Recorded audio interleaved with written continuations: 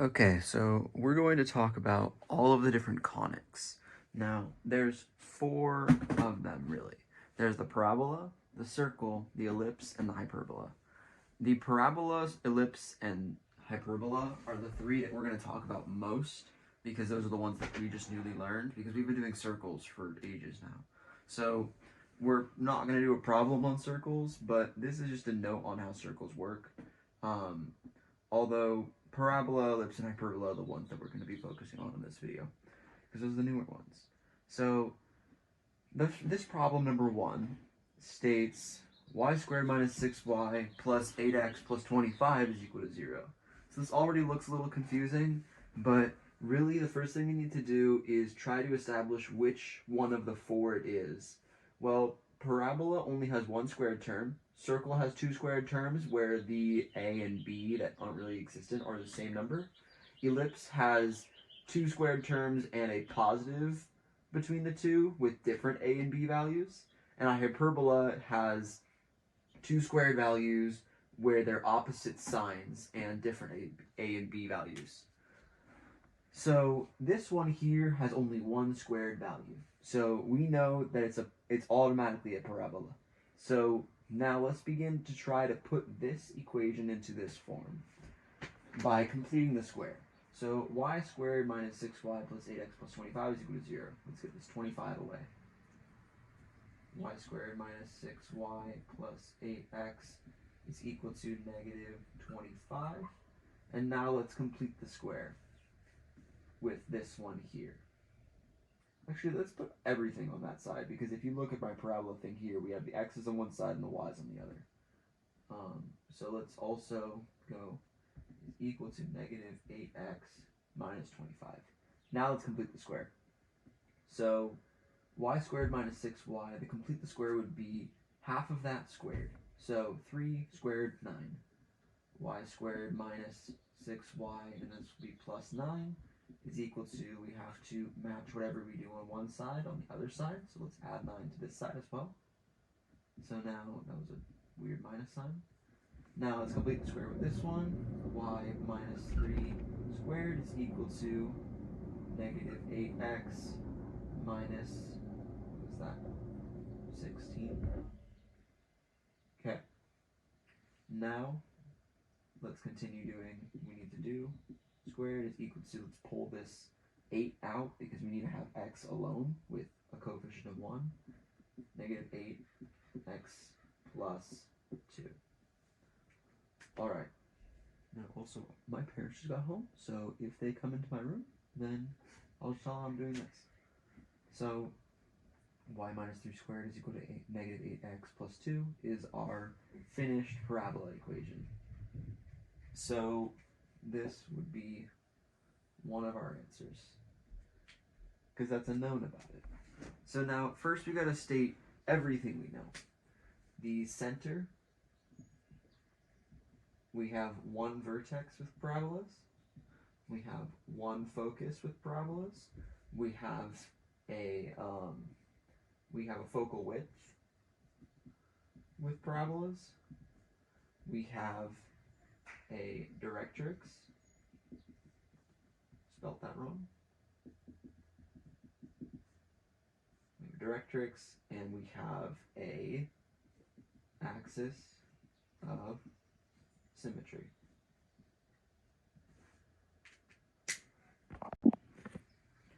Okay, and then given this, let's start with the obvious. So the center is always h comma k. So if we look at this thing here, we have a negative h and a negative k. So we got to do the opposite of those to find our center. Well, our center here for the x is going to be negative 2, and then that's 3. So that's our center. And then our vertex is our center point. And then now we got to think about how this works with all the p nonsense. So here we have a negative 8.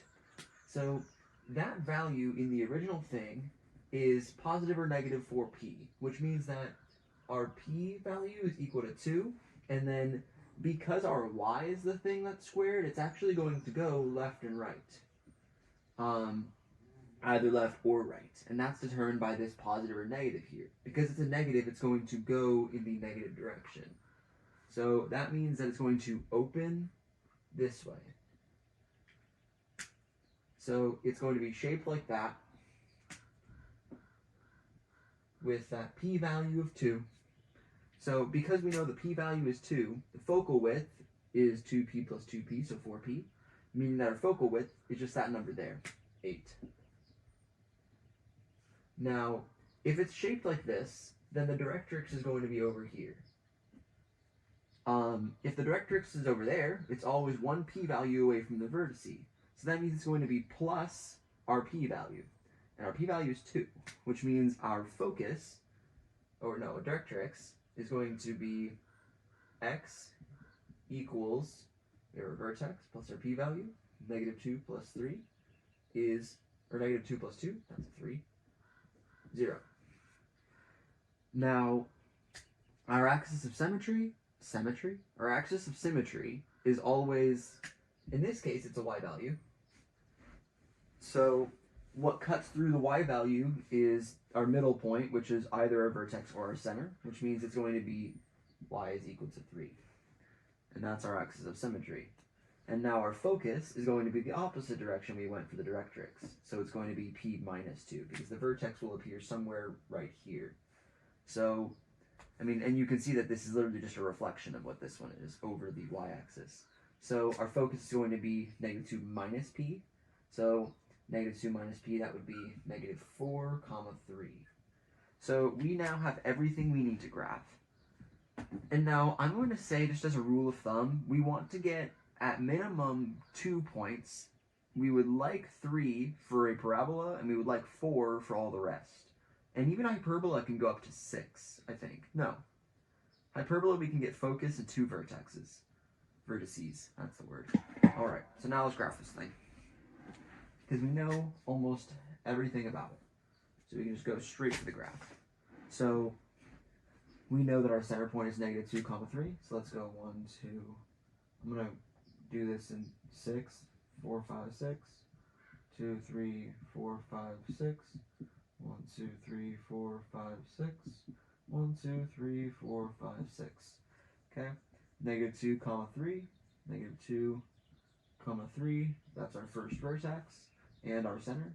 Now our focus is going to be 2 less than that in the x direction.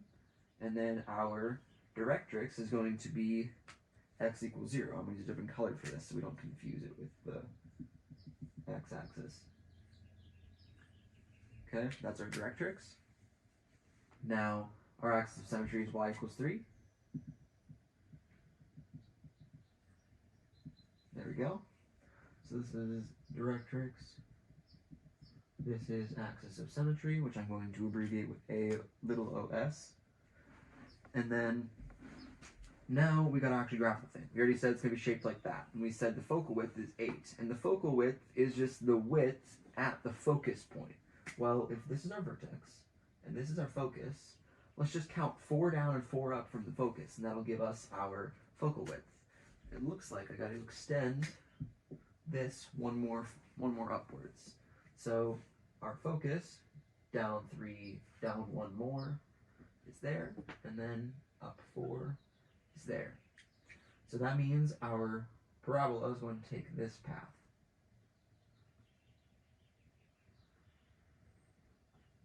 There we go.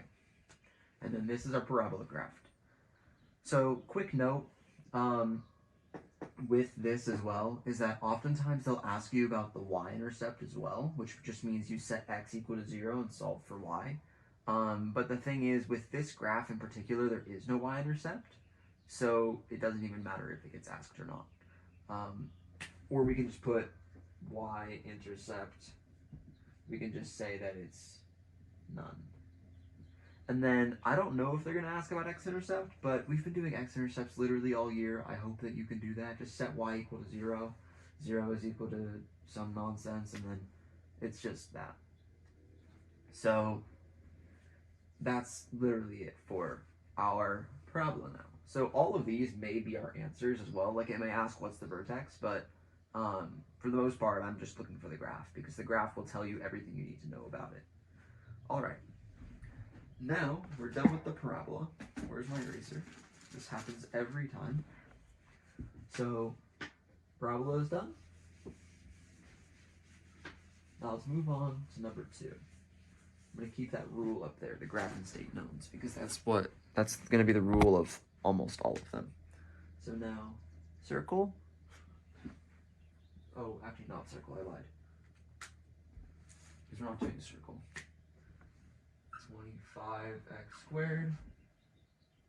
I have the book here that has all of the examples that I've done, and these are custom examples too. So there's no way that these are on your homework unless just randomly on your homework as well. So 25x squared plus 4y squared minus 50x squared or 50x plus 16y is equal to 59. All right. So let's think about which one of these it is. So this could either be a parabola, circle, ellipse, or hyperbola. Let's think about our rules for what makes what again. Well, first of all, circle has to have these, well, parabola only has one squared term. These have two, so it's not a parabola.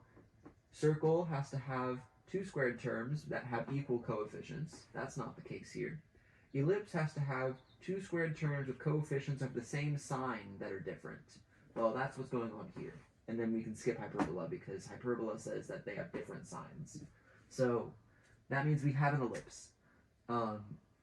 Now, ellipse form is this here, ellipse standard form. X minus h squared over a squared plus y minus k squared over b squared is equal to 1. Now, there are some differentiation from this somewhere down the road, like we can have b squared over, we can have x minus h squared over b squared. Like we can swap the a and b around. We can swap this whole thing around. So technically there's like 4 different iterations of this if you wanted to order it differently. But for the most part, this is the common way to do it. So now let's simplify this down to that. So let's get everything on the sides they're supposed to. With an ellipse, we have the x and y's on the same side, and then it's all equal to some constant 1. Because if you can't tell, if we multiply everything by a squared over b, like a squared and b squared, you're going to get this number here is a squared b squared, which looks a lot like the circle. That's because they are very closely related. Now, geez, it's barking outside. Okay, so let's simplify everything down now. Let's get all the x's close together, all the y's close together, and then all the coefficients on one side. We already have that with this one.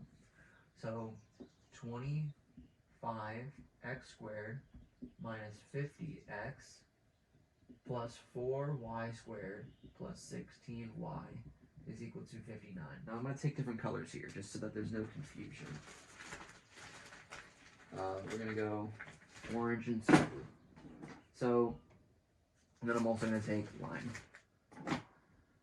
So that means I'm going to represent constants with lime. I'm going to represent x's with blue. And I'm going to represent y's with orange.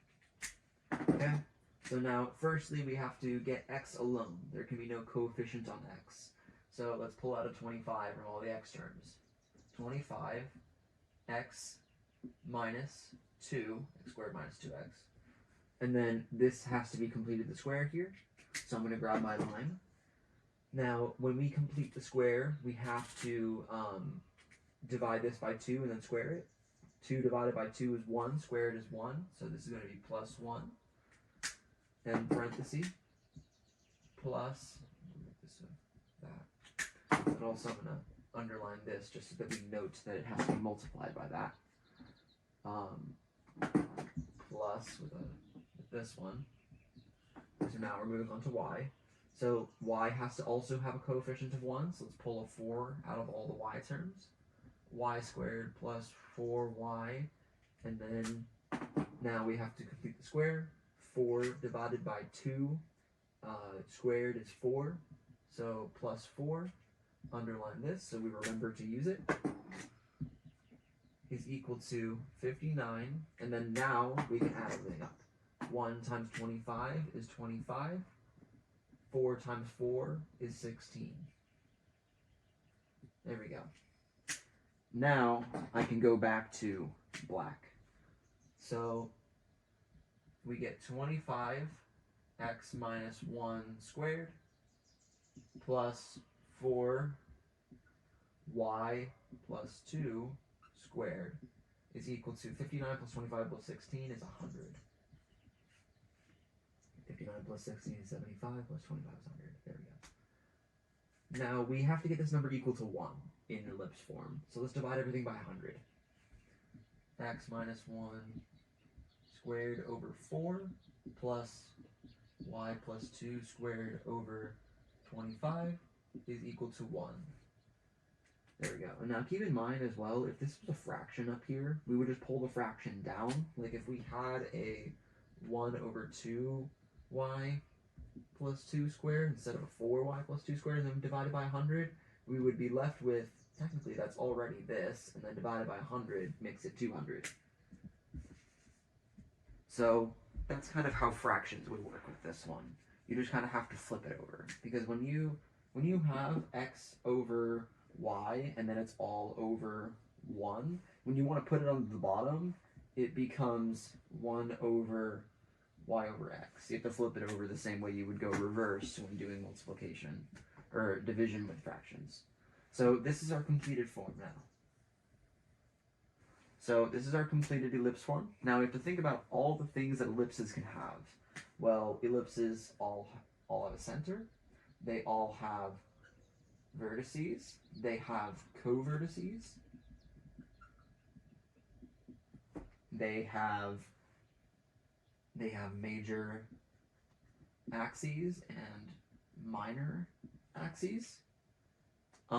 They also have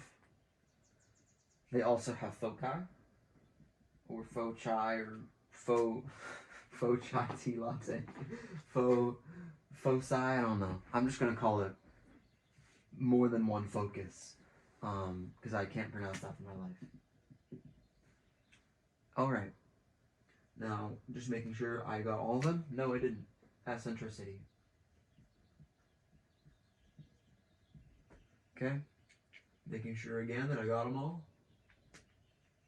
Yep, we're good. Okay. So the center is always h comma k.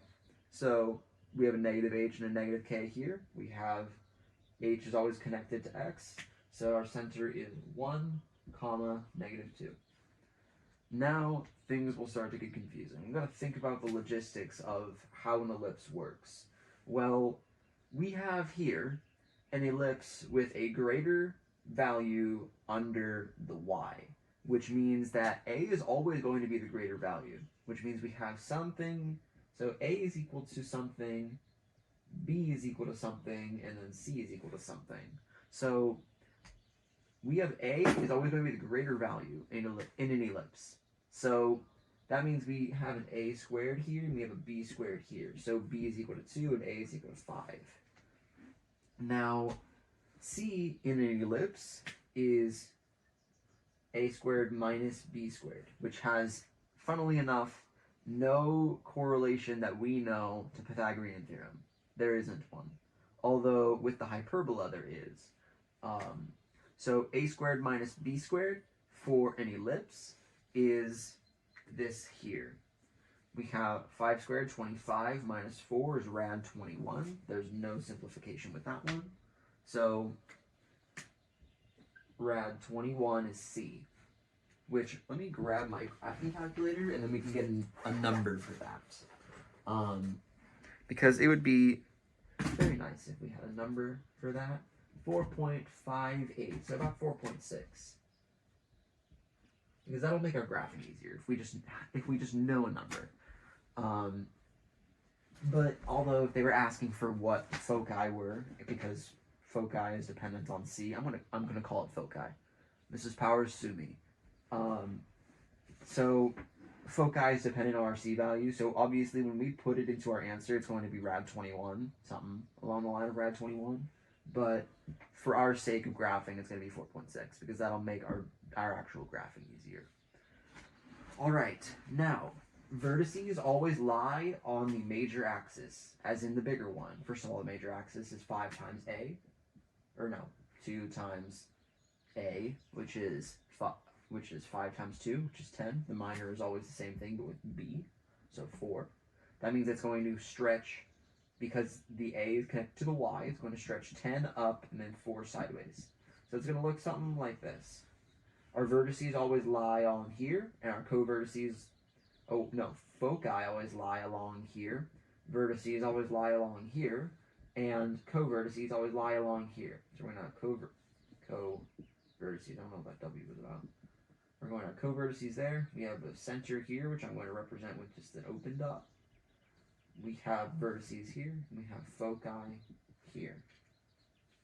So this is our basic shape, where this value here is an A, this value here is an A, this value here is a B, this value here is a B. And you can see that's basically what we have going on right here with the ellipse, except this time we just kind of like turned it upwards. So now let's talk about our vertices. Our vertices will always lie along the ellipse at where A is along the major axis, which means it's going to be the center where we're going to add and subtract 5 from the Y value. So vertices are going to be 1, 3 and 1, -7. All right, now let's erase this really quick just because it's in the way. Now our co-vertices are always the same thing, but they're the B values instead. So the B is attached to the X value. So it's going to be plus and minus 2 from our center. So it's going to be -1, -2, and 3, -2. Those are our co-vertices. And now our foci are always along the major axis. So it's going to be connected with A, which is going to be connected with Y. So, and this is going to be C instead. So our foci are going to be 1, we have our center for Y is -2, -2 plus rad 21, and then we have 1, -2 minus rad 21. All right, and then now our eccentricity. This one for ellipses is C over A. Now, you may remember that it's also equal to rad A squared minus B squared over A, although I'm not going to refer to it with this one because eccentricity can get kind of confusing when then you talk about hyperbolas and parabolas, and then our eccentricities are weird. And they actually take different forms than this. So I'm just going to refer to eccentricity as C over A and then solve for C, knowing that ellipse and hyperbola have different solves for C separately. We already said C for a hyperbola is rad A squared minus B squared. Oh, not a hyperbola. Our C for an ellipse is rad A squared minus B squared. Our C for a hyperbola, though, is rad A squared plus B squared. So that's why eccentricity changes with that. So the ellipse here is going to be rad 21 over A, so rad 21 over 5, which if I plug into my graphing calculator, rad 21 divided by 5 is 0.916, so I'm going to say 0.92. Now, this is also a good way to check your work, just doing the eccentricity and seeing if it checks out, because eccentricity for an ellipse is always between 0 and 1. So if eccentricity is between 0 and 1, and that's the answer you get, then you confirm that you've done all your work right with A and C. Now, hyperbola will always be greater than 1. Parabola will always be 1, although I don't quite know how to solve the eccentricity of that one, because who needs to? If it's a parabola, you always can just see that with the squared term. And it's always 1, so who cares? And then circle is always 0. Circle's always 0. So now we've got all of our values down. So let's move to graphing. Let's make sure our minimum y is -7, our maximum y is 3. So let's graph this one with a very long y-axis. 1, 2, 3, 4, 5, 6, 7. I'm also going to go up to 8. 1, 2, 3, 4, 5, 6, 7. Go to 8. Now, our vertices, our maximum and minimum x values, though, are different. We have a 3 is our maximum, and then a -1 is our minimum. So let's just go 1, 2, 3, 4. 1, 2, 3, 4. There we go. Now, our center is 1, -2. And that's actually not a point on the ellipse. It's just a reference point. So I'm going to use an open circle to represent it. 1, comma, -2. 1, -2. Open point. That's our center. Now, our vertices will all correspond to this, although we've already written them down.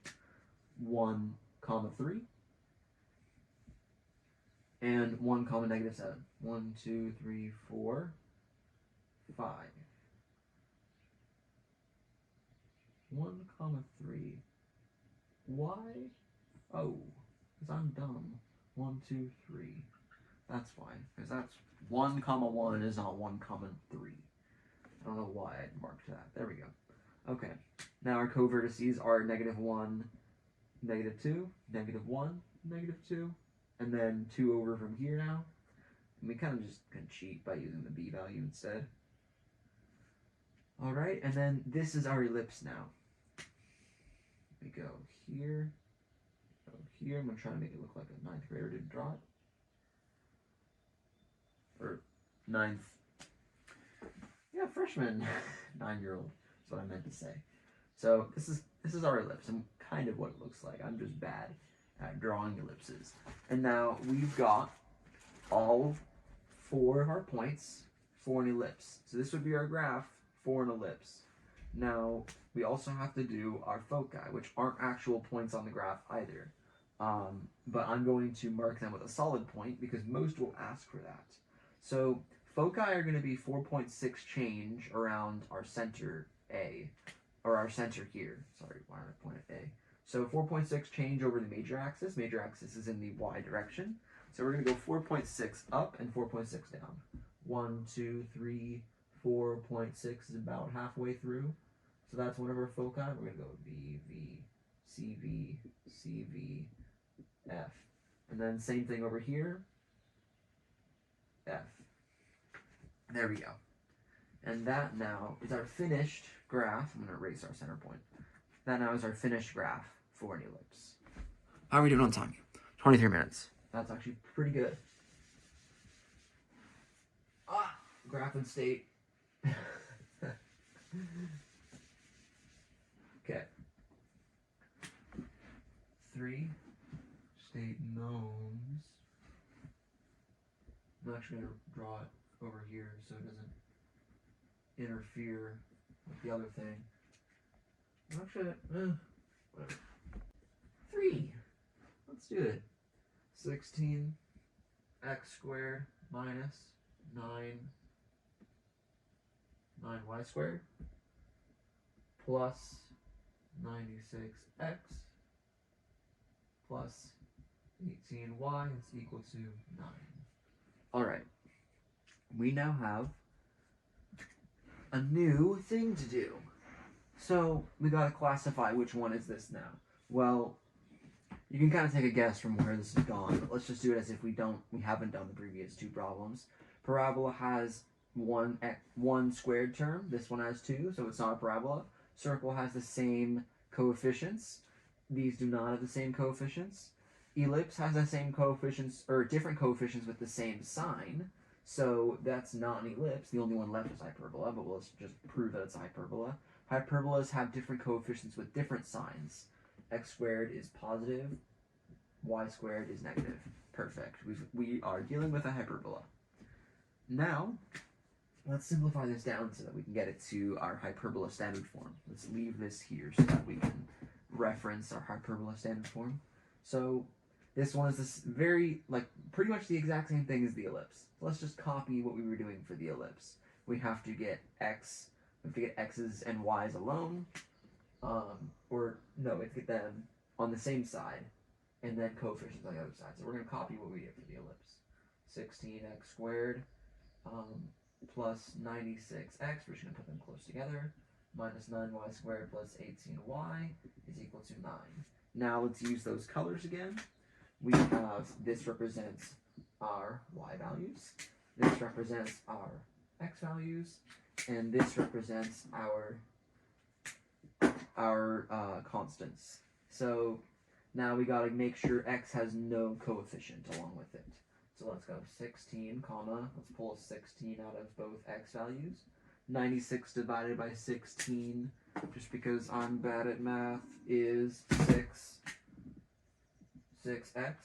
And then now we got to complete the square with this. So 6 divided by 2 squared is 9. So plus 9. Underline this to remember to multiply. This needs to be that.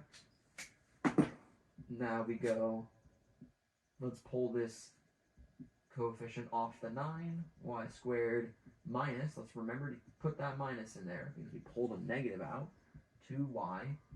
And then now let's complete the square. That divided by 2 squared is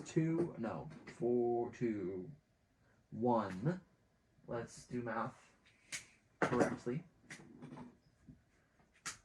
And then this is all equal to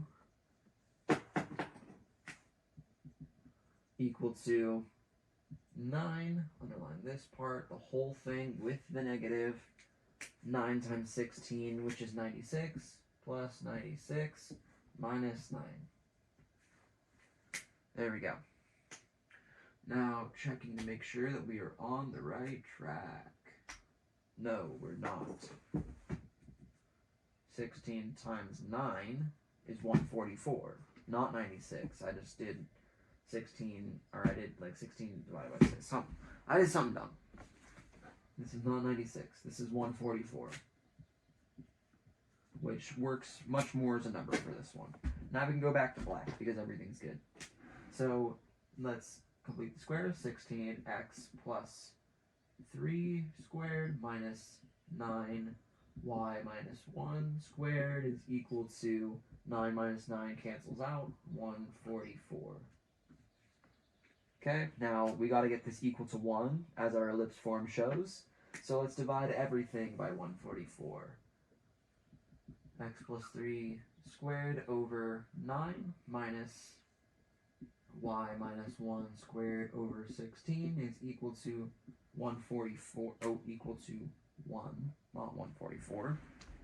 Alright, so we're dealing with a hyperbola. So let's state first all the things that hyperbolas can have. So hyperbolas have vertices. Actually, let's first go with the center, because all of them have a center. It has vertices. It has foci. It has a transverse axis. It has a conjugate axis. What else is it? It also has asymptotes. Or actually, I'm going to put eccentricity first. It has eccentricity. Just because asymptotes take a little bit more work. Let's do asymptotes.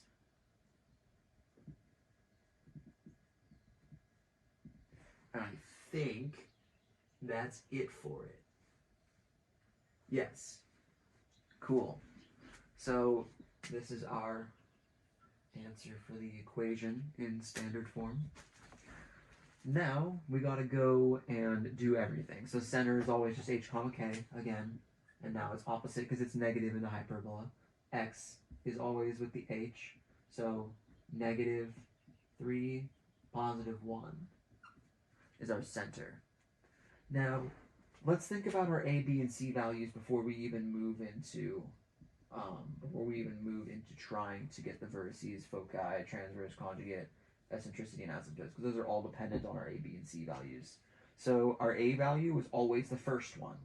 This one changes between ellipse and hyperbola. It changes. The a value is always the positive one. So this one's 3. Whereas in the ellipse, the a value is always the bigger one. And that's why it can be a little bit confusing going between the two. And you can kind of verify that, because then when you go to solve for c with an ellipse and you find out that your b value is greater than your a value, you're left with some negative number under here, and it's like, wait, no, that doesn't work. Although this one, a is always the first value. And then b is the second value, because we know that this is an a squared and this is a b squared. We just take the roots of those. Now c is just this squared plus this squared, so c, a squared plus b squared into the radical. So that means c this time is equal to 5, since that's a Pythagorean triple. No complicated work for that one, which is very nice. So now we got to think about which way this is going to go. Well, the x squared is the first value, so opposite of parabola, this actually goes how it should go. Because x is the first one, it goes positive. It goes to the left and right. And of course, there is no difference between whether or not it goes left or right, because this time hyperbolas go both ways, which means really it's going to look like this. It's going to look like that. We're going to have a transverse here. This is our center, and this is a focus, and this is a focus. And then this is a vertex, and that's a vertex. Let's say it right. Okay. Now, that means we're going to have a change over the x for our vertices, which means we're going to take our a value, because our a values are transverse. Let's do transverse and conjugate first, before we start on vertices. Literally did the exact same thing with trying to go for ellipse. Transverse here is going to be double a, so 6. Conjugate here is going to be double b, so we're going to go 8. So really what that means is we're going to have a very wide, not very thin, hyperbola. That's the word. Now, vertice is going to have a change in x because we have changes in x over our center. So negative 3a. So we're going to have 0, 1 as one of ours, and then we're going to have negative 6, 1 for the other one. Now our foci are the same type of change because they also lie along the transverse axis, the same direction, except now we're going to do it on C. So our foci are going to be 2, 1 and negative 8, 1. Okay? Now our eccentricity is C over A. So if eccentricity is C over A, eccentricity for this is 5 over 3, which is equal to 1.67 if we round it off. And I'm going to say it's both of those, and that's another way we can check our work, because hyperbola eccentricity is always greater than 1, so there we go. We definitely have good numbers for this here. Now, asymptotes here we have asymptotes here. Asymptotes always fall along the equation y minus k is equal to the slope, positive negative slope, x minus h. They always follow this pattern. Now, the thing that may be confusing is how to find slope of these.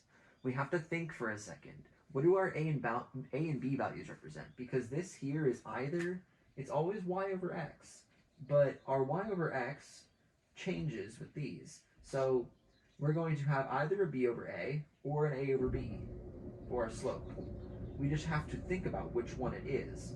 Now, but it's always y over x. We've got to think about which one counts as our y on this one. Well, b counts as our y for this one because b is the one that's under the y. Hold on, I hear the dog scratching the door. She wants to be let in. Okay. So she doesn't like to be dog included.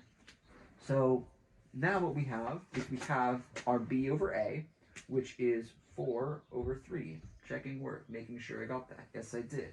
Okay. Now h, it's literally just the center. It's what we have up here. So x plus 3, y minus 1. There we go. So this is the equation for both of our asymptotes. So we got to simplify this down so we can actually do this better now. So we have y minus 1 is equal to, I'm going to do the positive 1 here and then the negative 1 off to the side. So the positive 1 is 4 over 3x minus 4. Distribute out. Y is equal to 4 over 3x minus 3 is the first one. Y minus 1 is equal to negative 4 over 3x. Distribute this out, minus 4, add that over. Where did my work go with this one? Plus. Okay. Y is equal to negative 4 over 3 plus 5. Negative 4 over 3x plus 5. There we go. So that's our asymptotes. Now I'm going to erase this work. And I'm also going to drop this down a bit further.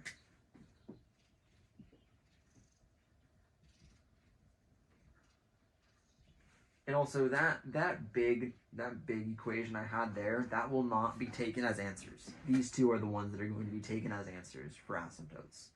All right, now we've got everything sorted out with our asymptotes.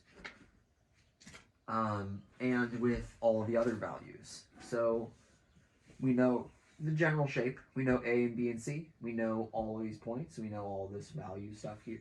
So let's just go ahead and graph it now.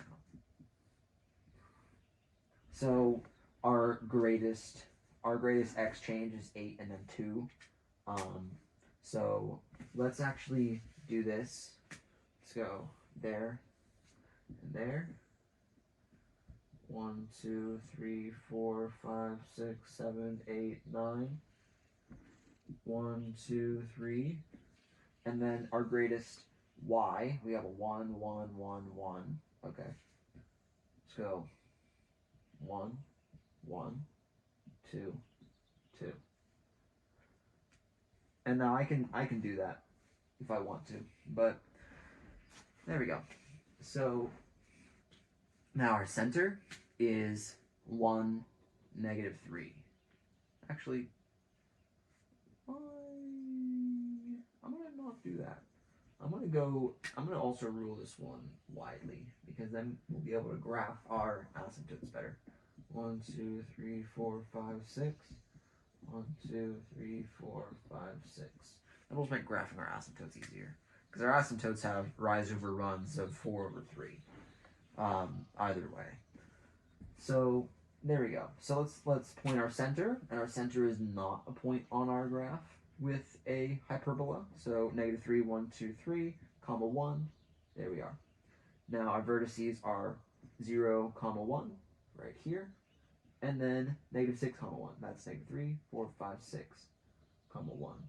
Now another cheat code with this is you can just go 3 around the center in the x direction. We already said it's going to go this way, so we know it's going to go that way.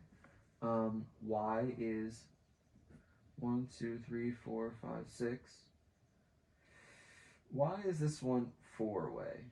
Because it's 0, comma 1, not 1, comma 1. What is with my addiction to 1, comma 1 being not the thing that it is? Okay, so now let's do our foci. We have 2, 2, comma 1, and we have -8, comma 1. It's just going to be 2 further because C is 5 and A is 3. So let's just go 5 that way and then 5 that way, which is what we just did. So now this is our vertice. This is our vertice. This is our foci. This is our foci. Or focus.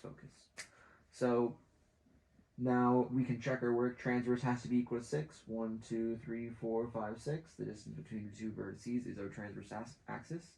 And now our conjugate axis is 8, which means that around our vertice, we're going to go up and down 4. 1, 2, 3, 4. Let's keep just a small dot there. 1, 2, 3, 4. Small dot there. 1, 2, 3, 4. Small dot there. 1, 2, 3, 4. Small dot there. Now these are going to give us our oh, I went around the focus for that one. So that's why it wasn't even. So this one here and this one here, those are our small dots, and these are going to be the lines that our asymptotes make, because our conjugate axis is the distance from our vertices to our asymptotes in the opposite direction as the transverse axis. So transverse goes along the x for this one, so it's going to be up and down in the y direction around the vertices, which makes sense because our rise for our asymptotes are around our center point, because that's what we're going to be graphing it off of. We have a -3, so 1, 2, 3, perfect. We have a +5. 1, 1, 2, 3, 4, 5. Okay, and then it has to go -4. 1, 2, 3, 4. 1, 2, 3 over. 1, 2, 3, 4. 1, 2, 3 over. Yep, so here we go with our asymptote. I'm going to make the asymptote blue. And this has to go and hit 5. make this a straight line.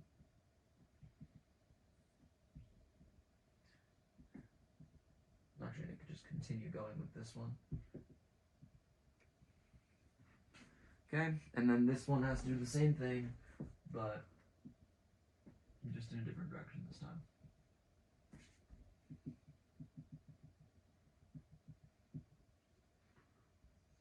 Let's go a little bit further.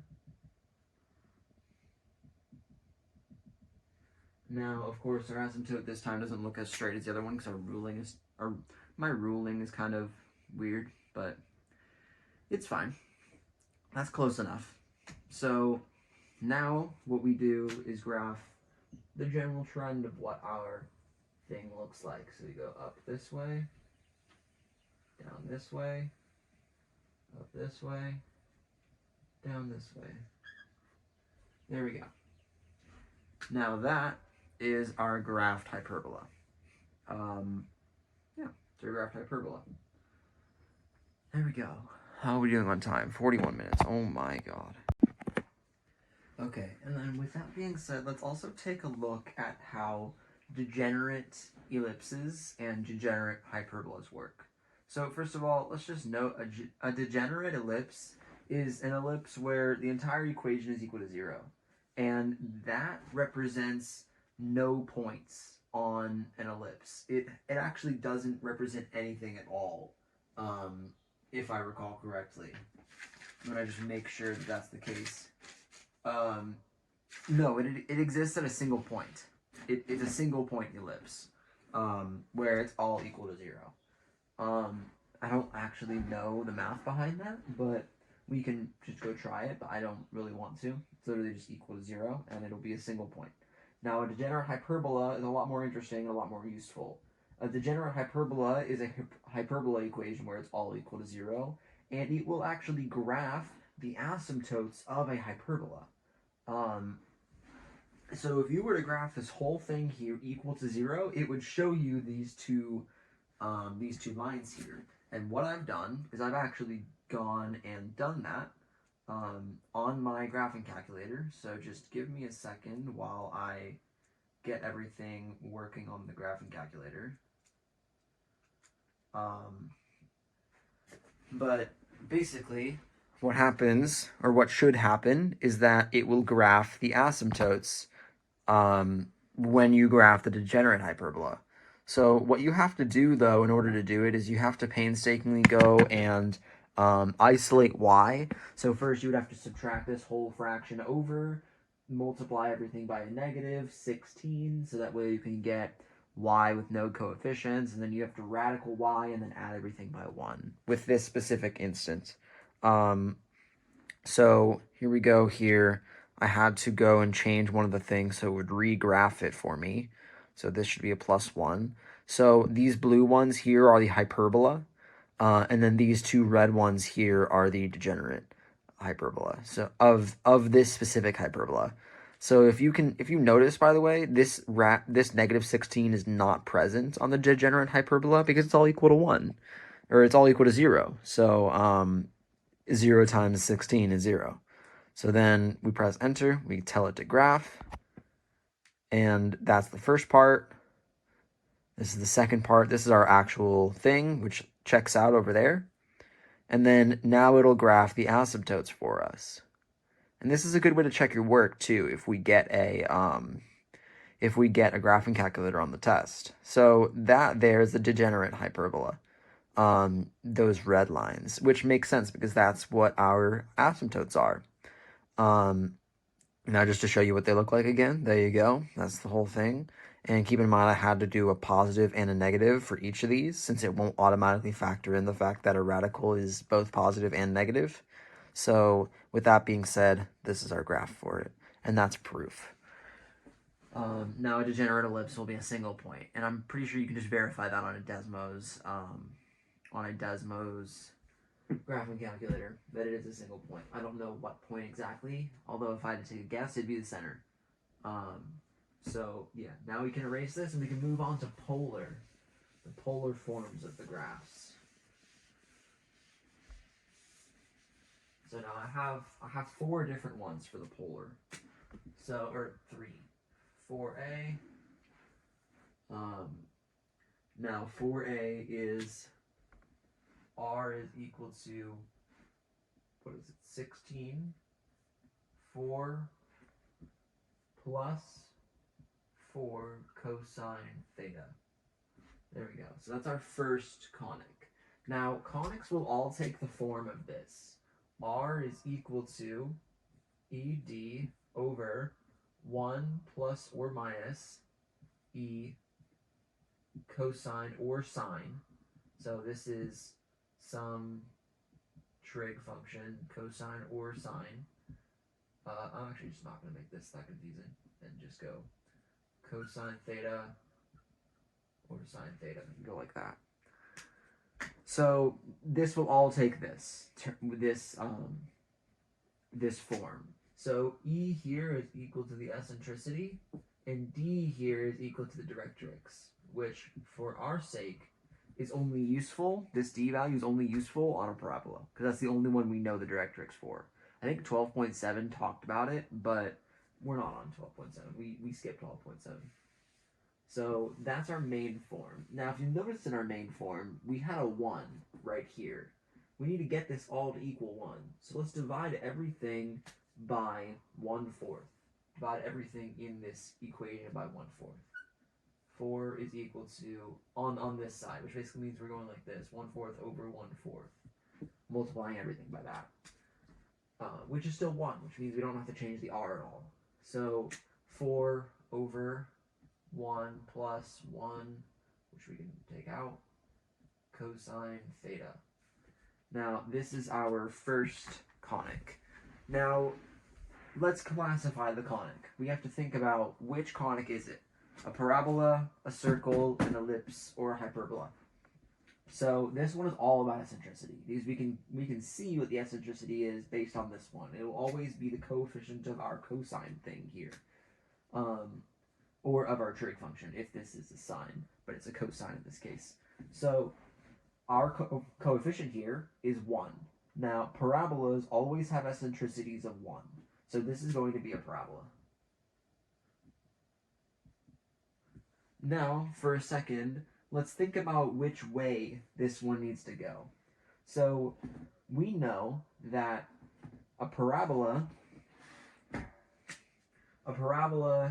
looks like this, like this, like this, or like this. One of those 4. So we know that because this is a cosine theta, cosine reflects evenly over the x-axis, which means it's either going to be there or there. For our parabola, it's either going to be that one or that one. Now, I'll tell you the direction it's going to go. The direction the arrows will be pointing is going to be the opposite of this plus sign for a parabola.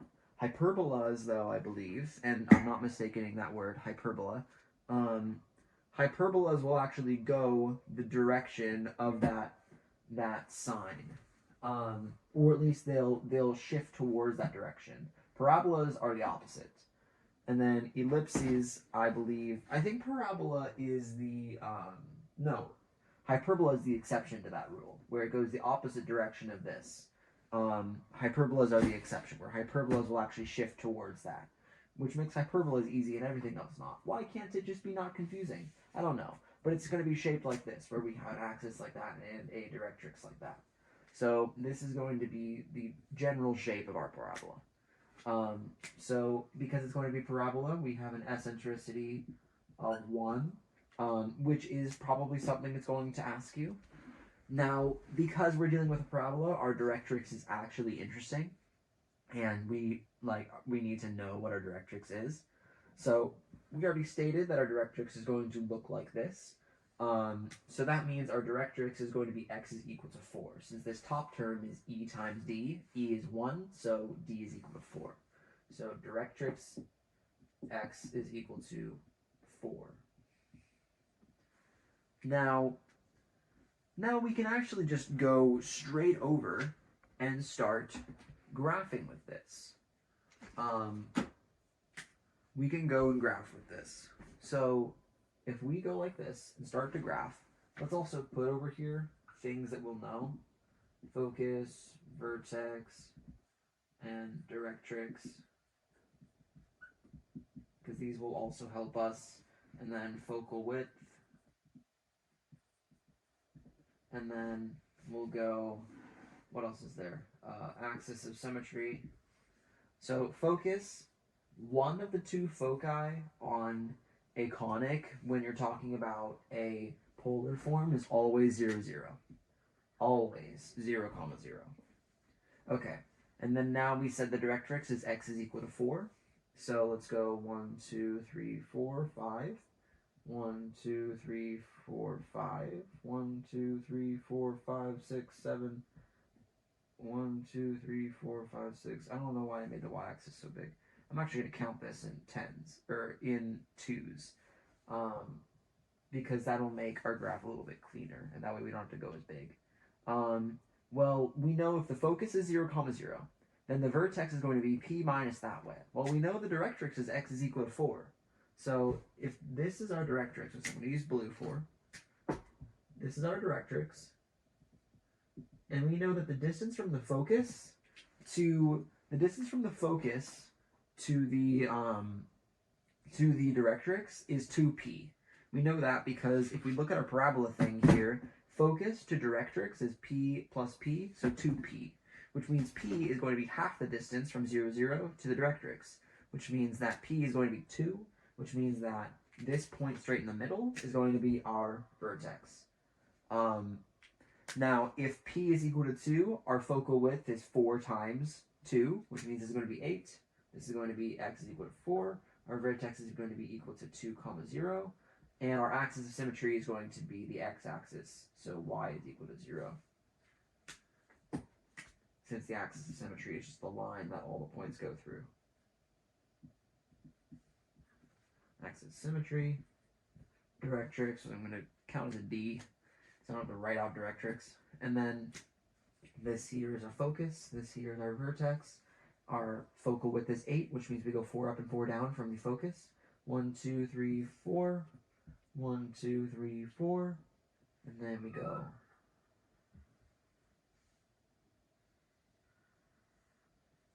That there is our graphed parabola. What time are we doing? 11 minutes? Good. I went way over on the last one, and then I had to spend 5 minutes trying to, like literally 5 minutes of just sitting, trying to see if it would split the video in half. Luckily it did. So, yeah, that was very annoying. Okay, next one, 4b. R is equal to 6 over 3 minus 2 cosine theta. There we go. Now, let's simplify this down because we need this number here to be 1. So let's hit everything with a 1 over 3 over 1 over 3. Let's hit everything with that. So R is equal to 2 over 1 minus 2 over 3 cosine theta. Now that looks ugly. I'll tell you, that looks ugly. But this will make sense in 2 seconds. So let's think about which one is this? A parabola, circle, ellipse, or hyperbola? Circle always has an eccentricity of 0. That's not 0. Parabola always has an eccentricity of 1. That's not 1. Hyperbolas always have an eccentricity greater than 1. That's not greater than 1. Ellipse always has an eccentricity between 0 and 1, not including 0 and 1. 2/3 is between 0 and 1. So, and is not 0 or 1. So we are dealing with an ellipse here. So this ellipse, we now have to deal with is what direction and what's our eccentricity. So eccentricity is 2 over 3. If our eccentricity is 2 over 3, we can think about what are A, B, and C values for this. Well, eccentricity is equal to C over A. So, perfect. A is equal to 3. B is equal to something. C is equal to 2. Cool. Not 3. And now we also know that C is equal to A squared minus B squared. So that means C squared is equal to A squared minus B squared. a squared and c squared. 4 is 9 minus b squared. Subtract that over, then cancel the negative. 5 is equal to b squared. B is equal to rad 5. Okay. Now we know everything about this thing except for the direction it's going to move. So our direction that we're going to move. So first of all, let's just go foci. Let's just state all of the knowns before we even go any further. Major, minor, vertices, covertices.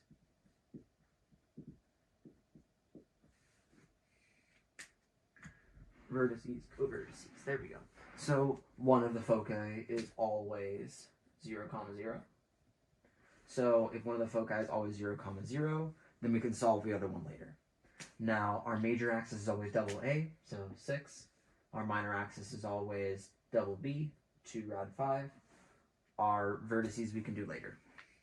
Well, if our major axis is 6, then we know that the next one has to be some direction in 6. We have a cosine, so it's going to reflect evenly over the x-axis, which means it's going to look something like that, or something like, yeah, it's going to look something like that. And now this one here is a negative, which means it's going to shift in the positive direction, because it just has to be confusing that way, meaning that we're going to have something that looks like this, probably. So now, finding out the other values is annoying, so let's just plug in some random thetas for it. Like, so for parabolas, you don't need to do this chart, our theta chart, but for hyperbolas and ellipses, you're going to want to do an r theta chart. So let's just do the thetas that are very easy to do, and the ones that we'll know. We can do 0, pi over 2, pi, 3 pi over 2. Alright, now let's plug in a 0 for this. Cosine of 0 is 1, so 3 minus 2 is 1, meaning 6 over 1, so 6. Pi over 2 and 3 pi over 2 are both cosine. When plugged in a cosine are both 0, which means it's just 6 over 3, so 2 and 2. Now pi with this is negative 1, so cosine, so negative 1 times negative 2 is positive 2, so that means it's 6 over 3 plus 2, which is 6 over 5. There we go. So that's our new chart for this. So let's just go ahead and do this for that. Actually, I'm going to make this different.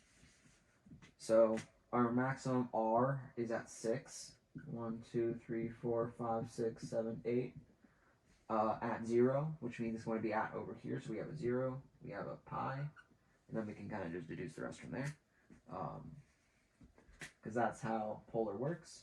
0 pi, 3 pi over 2, and then pi over 2. So let's go 1, 2, 3, and then over here let's go 1, 2, 3, 4, 5, 1, 2, 3, 4, 5. So one of our foci is always here, so this is a focus. So we'll go 6, 0. So 1, 2, 3, 4, 5, 6 at 0. Let's go 2 at pi over 2. Pi over 2 is here. Go up 2. 6 over 5 at pi, which is about right here. And then we'll go 2 at 3 pi over 2. So 1, 2, there. Now this is what our ellipse is going to look like. And make that as good as I want it. There we go. Okay, we have our finished ellipse, and now we can get the rest of these values by just looking at our graph. So we now have a change in total of, we have 6 over 5, and then we have a 6, or negative 6.5 to 6. So our major axis is this. Which makes me think that our A and C values right here are wrong. That's what that makes me think. So let's think about what was it originally? Yeah, they're very different. So I'm just going to ignore those. Ignore all that. because we can't figure that out from the eccentricity, apparently. Because of it, well, actually, duh. Because 2 over 3 is equal to 4 over 6, which is equal to 6 over 9, which is equal to a bajillion other things. So we can't just automatically deduce that. We have to go to here for that. So our total major axis is the change of negative 6 over 5 and 6. So let's just find that change really quick. We go 6 plus 6 divided by 5. Oh, I put a plus sign. Is equal to 7.2, which means our A value is half that. A is 3.6, which means our major axis is 7.2. Our vertices fall here and here. So our vertice here, so this is a vertice, this is a vertice. Those are our vertices, and then this is approximately our co-vertices. We'll state what those are later, and we'll get an exact value for those. So if these are our two vertices here, we have to think about now our, why am I blanking on this? Why am I just straight up blanking on this? Let's think about our next focus point. There we go. So our next focus point is going to be the same direction from this inwards to the circle as this is from there. So our change from 0 to negative 6 over 5 is 6 over 5, which means we're going to go 6 over 5 that way inside here. So that means our next focus is at, we can erase this now, we already graphed it. Our next focus is at there, which is 6 minus 6 over 5. 6 minus 6 over 5 is 4.8, which is 24 over 5. So that would be 24 over 5, comma, actually I'm going to do decimals for all this. Which is, what, 4.8? 4.8, comma 0, which makes sense. 1, 2, 3, 4.8. Okay, so that's our next focus. Now let's think about our center. Our center has to be halfway through. If our center is halfway through between 0 and 4.8, then it's at 2.4, which is about right there. So at 2.4, this is our center. So that means the distance from here to our focus is C. So go B equals, leave a gap. C is equal to 2.4. Now we know that C is equal to A squared minus B squared. Radical, so 2.4. So then we'll go 2.4 squared is equal to A squared 3.6 squared minus B squared. Let's plug this all into a calculator. B is equal to something. We'll go 2.4 squared minus 3.6 squared times negative 1, and then is 7.2 all under a radical. 7.2 times 5 is 36 over 5 all radical. So that means B is equal to 6 rad 5 over 5. Which means our minor axis is 12 rad 5 over 5. There we go.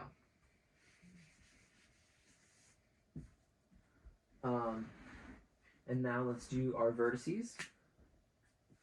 So our vertices here are negative 6 over 5 comma 0, and then 6 comma 0. Now our co-vertices are going to be our change from C in the B in this B. So our center, let's actually just clarify what our center is. So I can just pull it from here. Center is 2.4. No, yeah, 2.4 comma 0. Co-vertices are 2.4 comma 6 rad 5 over 5 and 2.4 comma negative 6 rad 5 over 5. There we go. And then let's plug this into a calculator, what 6 rad 5 over 5 is, just so we can see if our graph represents that. Yeah, 6 rad 5 over 5 is 2.68. Yeah, there you go. Yeah, pretty much. And that makes sense. So all of this is right then. This all works. There we go. So that is our graph and all the data from the polar 4B. Let's pause the video now. All right, 4C states R is equal to 4 over 2, what is it, minus 3 sine theta. Hey, we're dealing with the sine theta this time. Okay, now first, let's get this to equal 1. So let's multiply everything by 1 over 2 over 1 over 2. R is equal to 2 over 1 minus 3 over 2 sine theta. Okay, now let's think for a second about how to classify this one. That was a bad 3. Let's think, what does this need to be classified as? Well, first of all, judging by our previous problems, we're thinking it's going to be a hyperbola, and I'll tell you it is. But we can prove that because this value here is equal to E, so eccentricity. Eccentricity of a hyperbola is greater than 1. 3 over 2 is 1.5, so definitely greater than 1. So that means this is a hyperbola, and eccentricity is equal to 1.5. I'm just going to do that instead of doing a fraction, so that way we can't do that same mistake that we did on eccentricity of our ellipse, which is because like the mistake is 3 over 2. In case you were just looking at this one, the mistake is 3 over 2. This is not directly equal to C over A, because 3 over 2 is also equal to 6 over 4, which is also equal to 9 over 6, which is also equal to, I don't know, 1.5 over 1. So any one of these values could be C. So we can't deduce C and A from our eccentricity. So now let's try to do everything we can to try to determine how this graph is going to look. Well, let's do our mini representation. I'm just gonna leave it. Our mini representation. So if you remember what I said when we were at parabola, is that this is the only opposite one. So first of all, sine here represents a reflection over the y-axis. If it's going to reflect over the y-axis, then that means it's going to then go, it is going to go up and down because it's going to reflect over the y-axis. So it's going to go up and down to some extent. And now, unlike all the rest of them, this negative is actually representative of a general shift that it's going to happen. So that means that we're going to see this somewhere where the majority of it is below the x-axis, because this negative here. Although with an ellipse, it'll if this was an ellipse, we'd actually see the ellipse would be somewhere up here. And if this were a parabola, we'd actually see the parabola open up this way. Hyperbola is the exception to this whole negative rule thing. So now let's talk about how this is going to look now. We said our hyperbola is going to look something like this. And then so let's state our foci. 0, 0 is always one of the foci. And then before we even go any further, let's just do our r theta chart, because that is what we have to do when we start dealing with hyperbolas and ellipses. We don't need to with a parabola, but we do need to with this. So r theta, we go, let's do our ones that we know really well. 0, pi over 2, pi, 3 pi over 2. Okay. Now, let's plug that in for all these. So 0 at sine is 0, so 4 over 2 is 2. Pi over 2 is 1, so 2 minus 3, negative 1, negative 4. Checking to make sure that that is indeed, yes it is. Now 0 and pi are equal at sine, so it's going to also be 2. 3 pi over 2 at sine is negative 1, so that means it's going to be 2 plus 3, which is 5, so this whole thing is going to be 4 over 5. Now this kind of looks like a weird scheme of how things are going to work, but let's go ahead and just graph it. 0, this is 0, this is pi over 2, this is pi, this is 3 pi over 2. There we go. And then let's make this extend out 1, 2, 3, 4, 5, 6, 7, 8. 1, 2, 3. Oh, that's very tiny. That's a great noise. 1, 2. Oh, still tiny. Stop! Stop, fingers. 3, 4, 5, 6, 7, 8. 1, 2, 3, 4, 5, 6, 7. 1, 2, 3, 4, 5, 6, 7, 8, 9, 10, 11. Because we already said that it's going to be further down than it is up, so we can do less there. Alright, so one of the foci has to be here. That's just how we know it. That's one of the foci. So we already said that this foci is probably going to be the one that's from the up one, just because of our general shape. We already said it's going to look like this. I don't know why I erased it. I drew it again so that I could then reference it. So that means our foci is probably going to be this one here, representing this one here. So R is 2 at that, and at this. -4 at pi over 2, so we're going to look at pi over 2 and say no and go backwards. 1, 2, 3, 4 to there. 3 pi over 2 is 4 over 5, so we have 4 over 5, which is going to be about right here at 3 pi over 2. So that kind of makes sense. So we have 2 points here, a point there. So I'll tell you now, these 2 points on this axis, because it's all reflecting over the y-axis, are going to be our minimums, and like these are going to be our restriction points. So we're going to go up here, and then we're going to go down here some way. But I'll tell you, it's going to mimic this one up here, but in the down direction.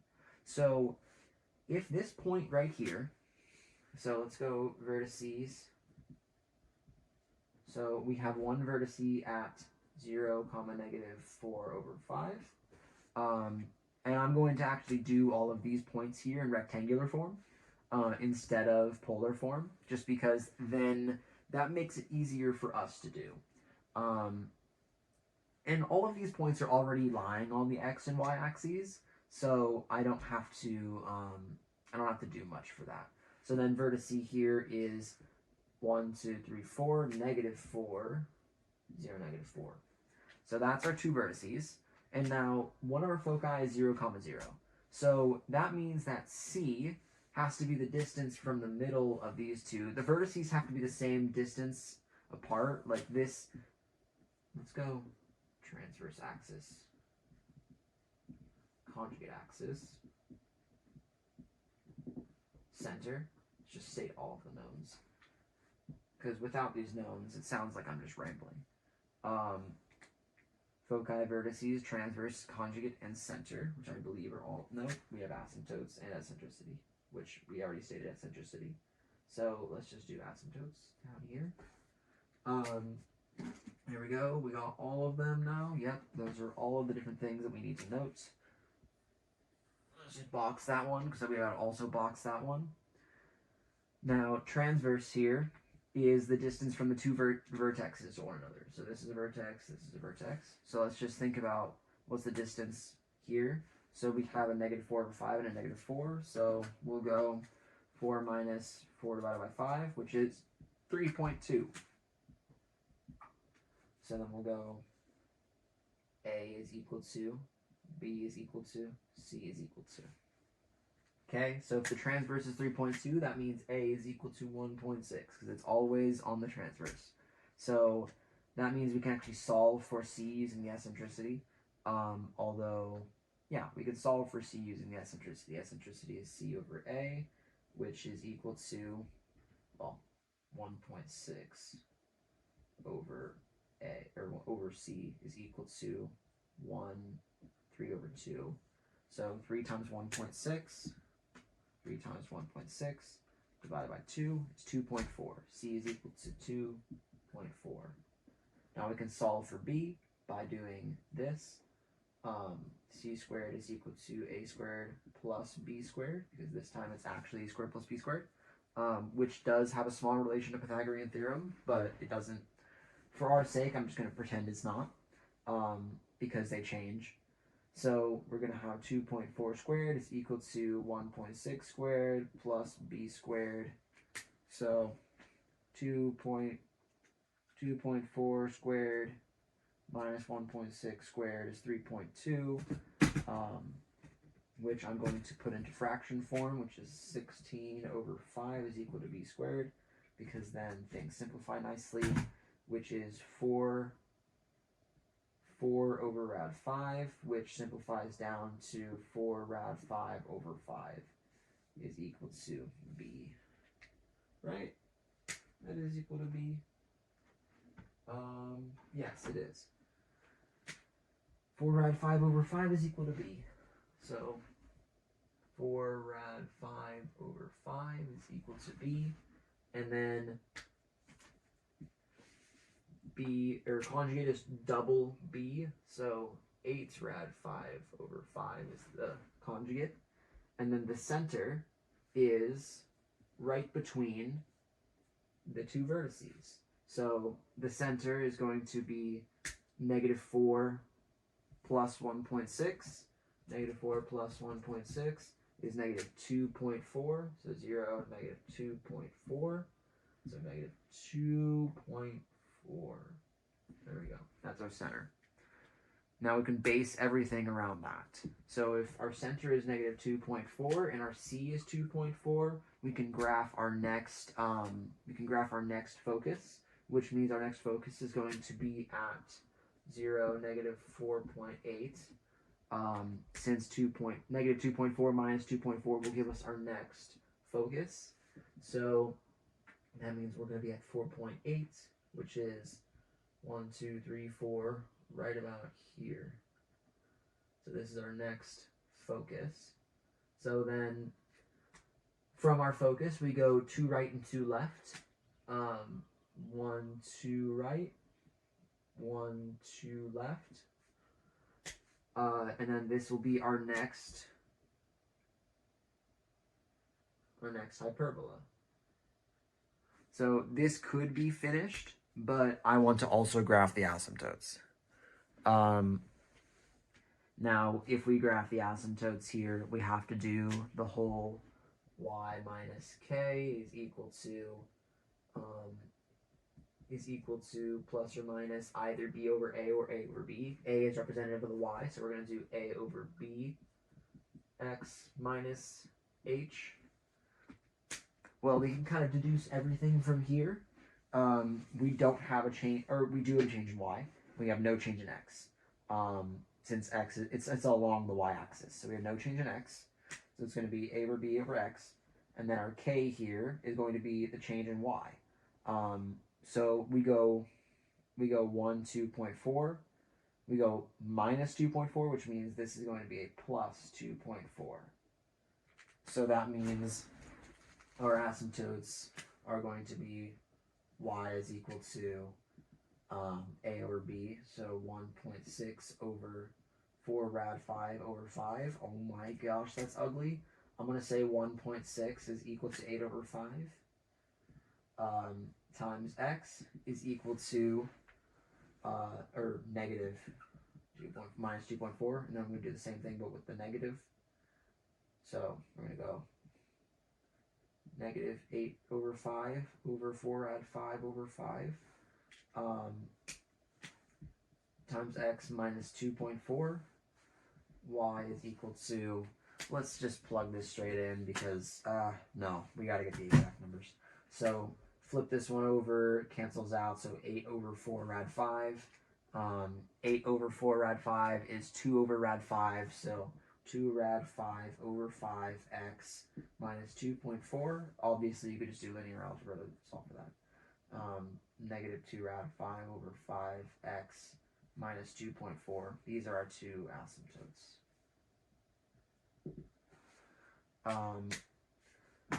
Now, let's erase that since that's not where they are. So these are our two asymptotes now. Now let's just get an actual number for this so that we can figure out about how much slope we're going to have to put on this. So that means it's 0.89, so it's going to be a little less than what 1 would be. So 1 would be like here, so it's going to be a little shallower than that.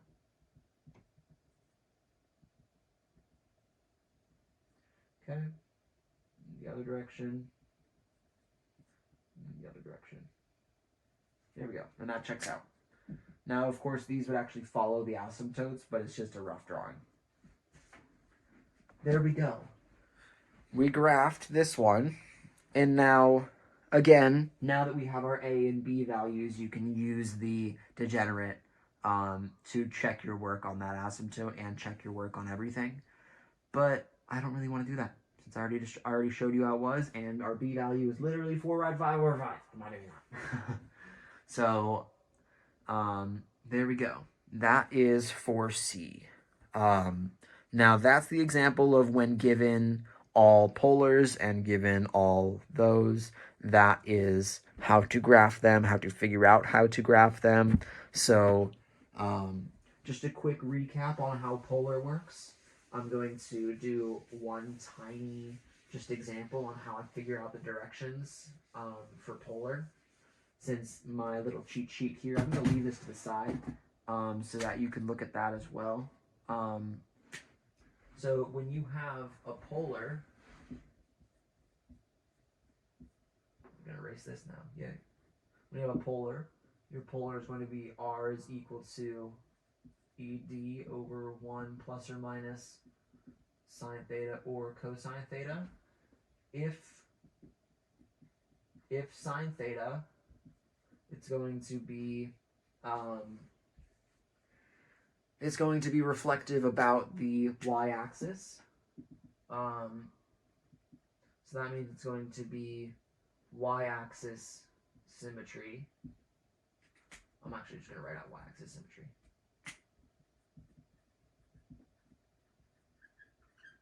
Y-axis symmetry. If cosine theta, it's going to be x-axis symmetry. Now for these, it's going to change. So if positive goes, or if positive, I'm going to say goes because it doesn't actually go that direction for some of them. Like for an ellipse, it kind of shifts towards that direction. It goes, if positive, it goes negative okay, I'm going to word this differently.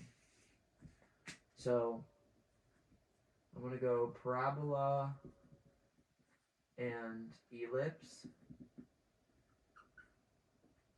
Since this changes based on these, parabola and ellipse, and then hyperbola. So for a parabola and an ellipse, our hyperbola will, what am I speaking? For a parabola and ellipse, if you have a positive, if positive here, then shift / open to the negative.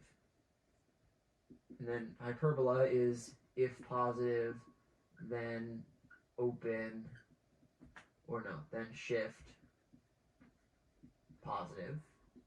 If negative, then shift / open positive. If negative, then shift negative. That's how hyperbola and parabola ellipse work with polar.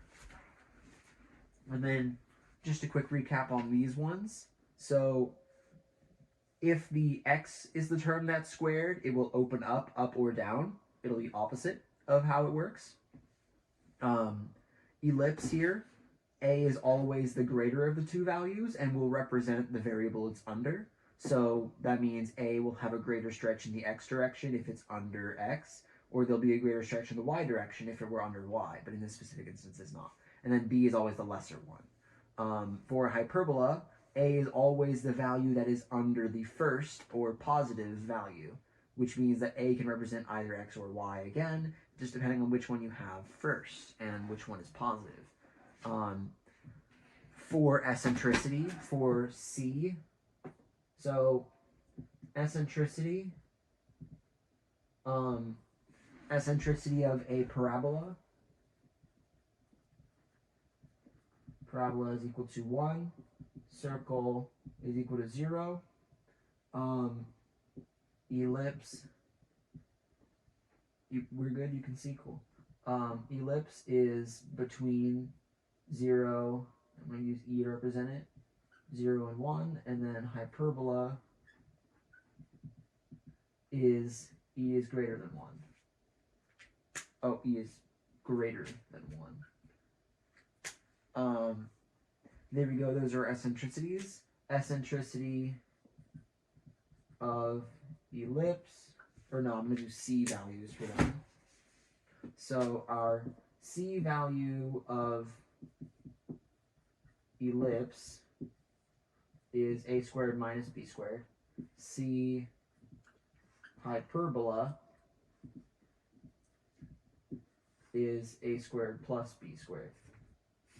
And that's a key distinction that we have to make. So then we'll go A ellipse greater, and then A hyperbola